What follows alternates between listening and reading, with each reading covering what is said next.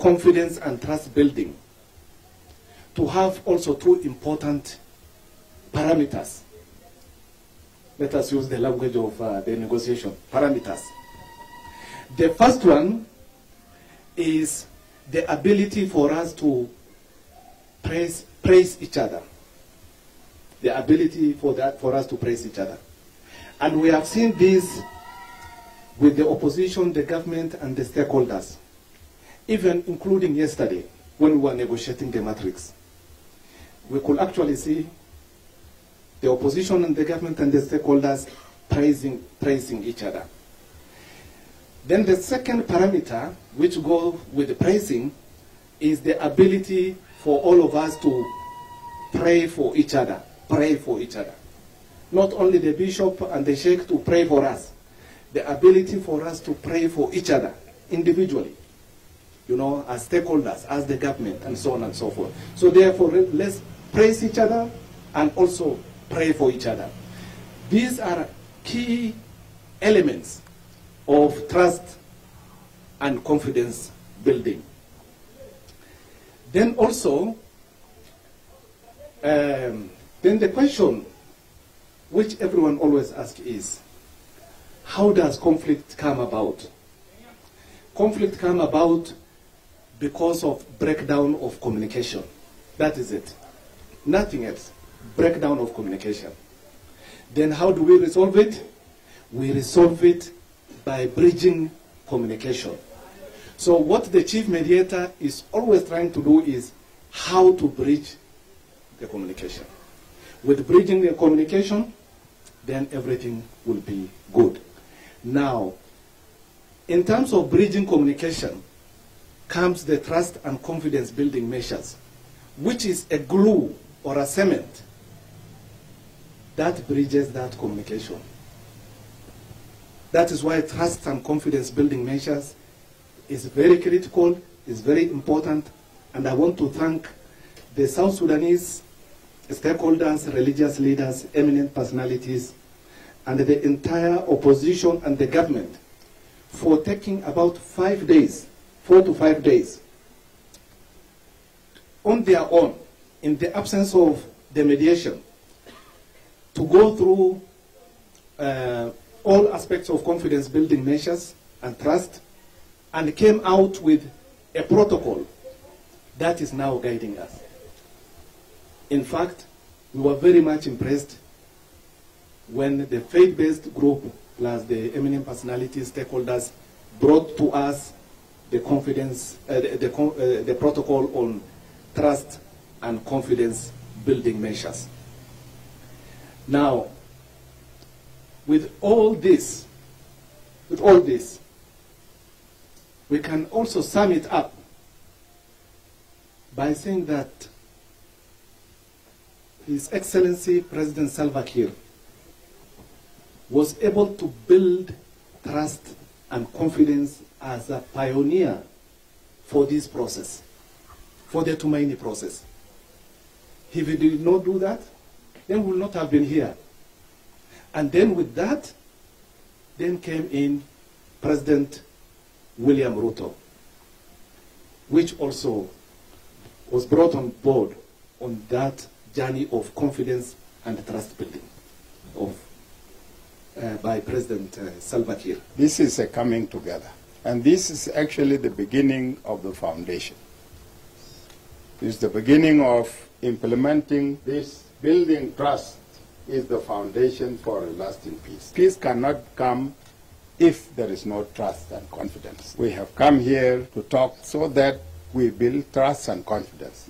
Because the source of all the conflicts in the world is trust and confidence. Lack of trust and confidence bring dispute and disagreements.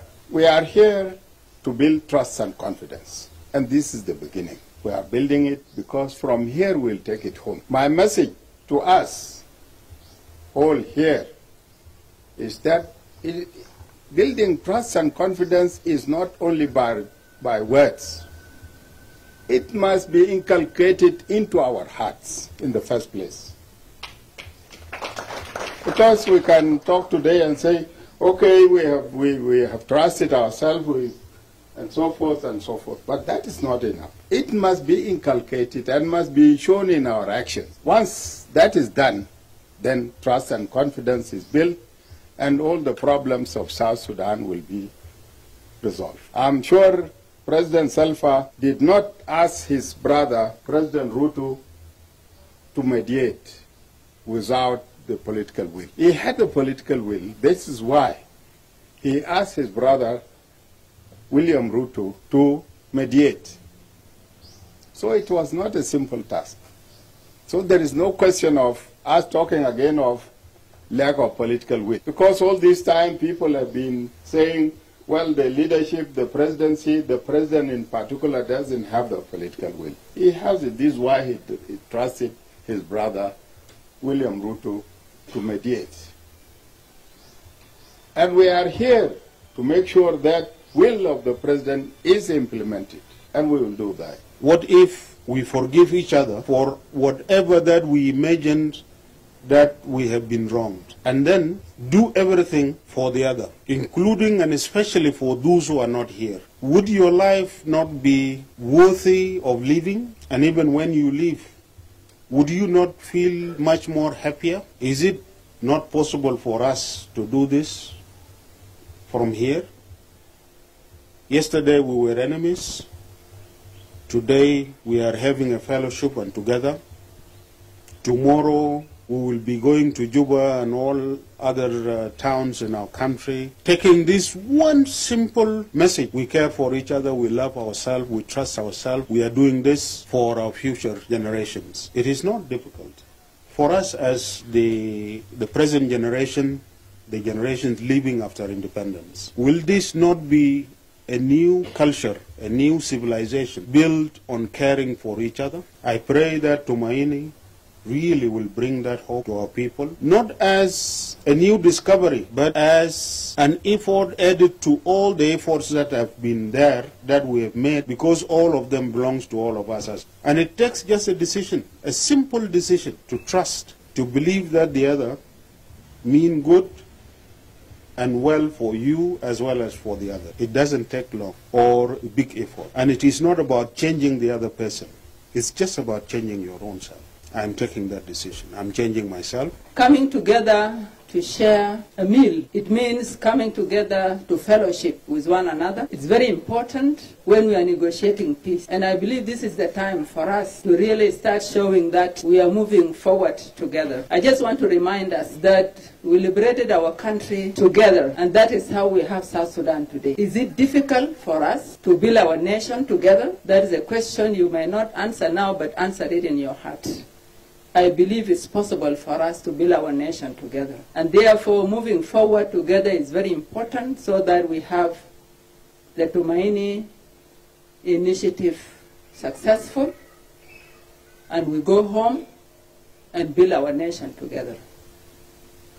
As mothers, although we're all together in that difficult time, but also we pull around with us the children, our young daughters, our sons, our husbands. And God had given us much more responsibility. Look at the political situation, but also see how do we keep the family together. It's time for us to have our families together. I'm sure all of us are grumbling how we've been there for a long time. Each one is in a different direction. Time has come to have the family together. The family of Tumaini, but also your biological family. We're eager to have them with us. We're eager to have the family together. We're eager to cook asida together with mula kombo and eat it.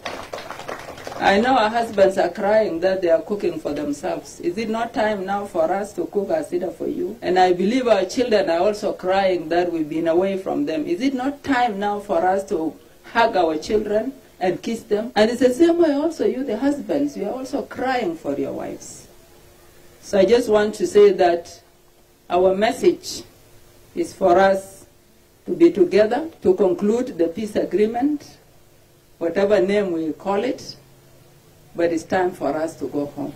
This one is confidence building measures that we have started here in Nairobi, so that people who are doubting should know that we are here starting confidence building measures here in Nairobi, and that may proceed up to Juba. So we started here as opposition, and I think everybody should know that we are here now starting confidence building. But if we don't handle this one, lack of confidence among the leaders, trust me, nothing will happen.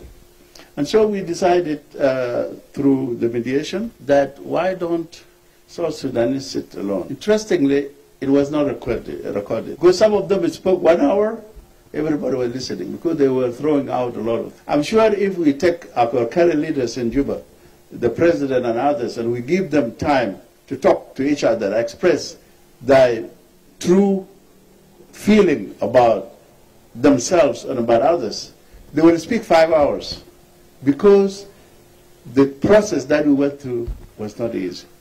And we ended up blaming each other. Blame game is not a good game because it kills you inside.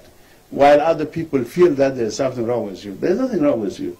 It's just that you feel some people are not interested to hear your story. And that is called lack of confidence and trust. So I'm saying this because some of us hide behind words. The true problem in South Sudan is lack of trust, lack of confidence among leaders. You call them opposition, you call them government, it's the same. They don't trust each other. Now, how do you deal with that? You identify those issues, and we did here. And I hope some people will have time to read them. Implementing the trust and building confidence, it is something that we need to see among our leaders. And actually, we've been hungry for that. And that could be really something we need to see, that from top leadership down, we work together and close to one another. And that would really help us to know that we belong to one country. And as we are sitting here today, we are one family. And we have one tribe. And we have one nation. And this gives us the real happiness of looking forward to that peace that we need.